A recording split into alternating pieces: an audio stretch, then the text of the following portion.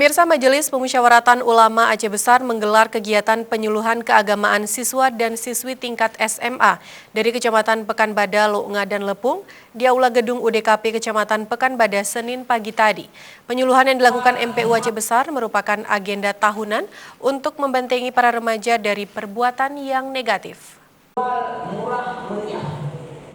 Sebagai wujud kepedulian terhadap generasi penerus bangsa dan untuk menangkal dampak pergaulan bebas terhadap para remaja yang ada di Aceh Besar, Majelis Permusyawaratan Ulama atau MPU Aceh Besar menggelar kegiatan penyuluhan keagamaan terhadap pelajar tingkat SMA yang ada di Kecamatan Pekanbada, Lu'nga, dan Lepung.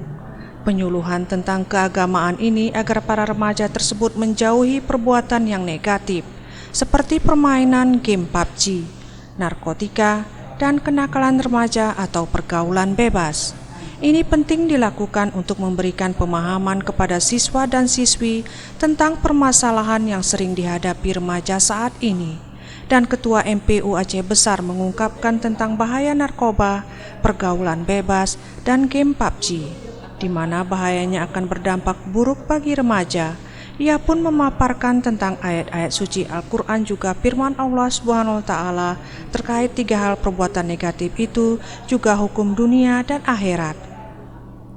Jadi tujuan kami adalah untuk mengantisipasi supaya anak-anak tahu bagaimana hukumnya narkoba, bagaimana hukumnya yang bersangkut dengan pergaulan bebas, bahkan bagaimana hukumnya main-main di game itu, antara lain adalah